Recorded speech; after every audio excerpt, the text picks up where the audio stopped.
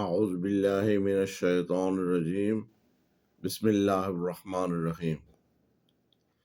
چلیے جناب چلتے ہیں کچن میں اور آج بناتے ہیں فریش گاجروں کا جوس۔ یہ انتہائی سمپل اور انتہائی ایزی ہے۔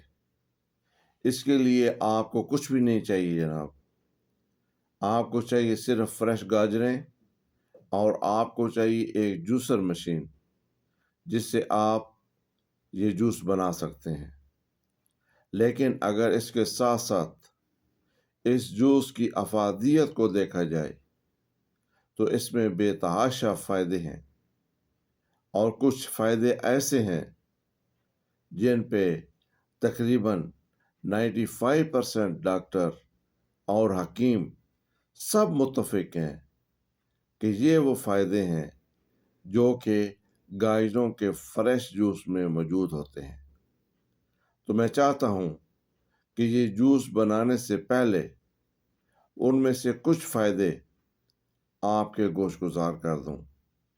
تو جناب یہ کیسٹرول کو کم کرتا ہے، جسم کے بیرونی زخموں کو جلد ختم کرنے میں مددگار ثابت ہوتا ہے، آپ کو کینسر سے بچاتا ہے، آپ کی ہڈیوں کی طاقت کو بہتر کرتا ہے، آپ کے جگر کو صاف کرتا ہے، آپ کے جسم میں موجود آکسیجن کو بڑھاتا ہے، آپ کے جسم میں موجود کسی بھی قسم کی انفیکشن کو کم کرنے میں بے حد فائدہ مند ہے، آپ کے پیٹ میں گیس کو دور کرتا ہے، آپ کے جسم کو فوراً توانائی فراہم کرتا ہے، اور آپ کے شوگر کے لیول کی سطح کو کنٹرول کرتا ہے، آپ کے جسم کو کیلشیم مہیا کرتا ہے، بچوں میں قوت مدافعت بڑھاتا ہے، اور دودھ پلانے والی خواتین کے لیے بے حد فائدہ مند ہے،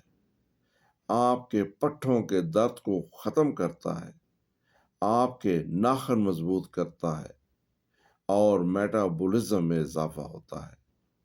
میرے دوستو، یہ میں نہیں کہہ رہا، بلکہ یہ وہ فائدے ہیں جو مختلف ڈاکٹروں اور حکماء نے اپنی اپنی کتب میں تحریر کیے ہیں۔ تو چلیے بناتے ہیں فریش گاجروں کا جوس۔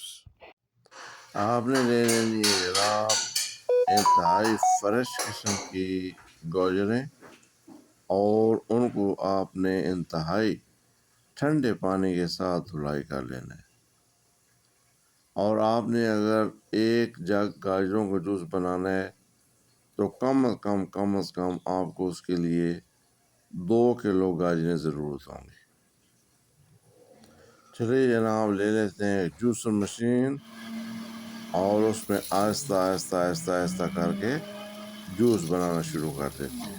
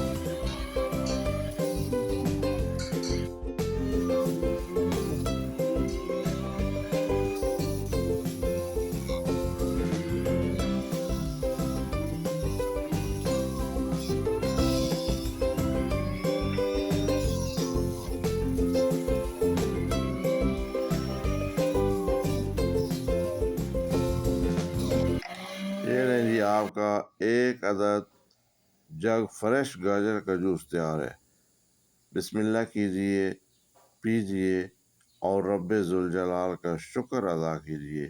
والسلام علیکم ورحمۃ اللہ وبرکاتہ۔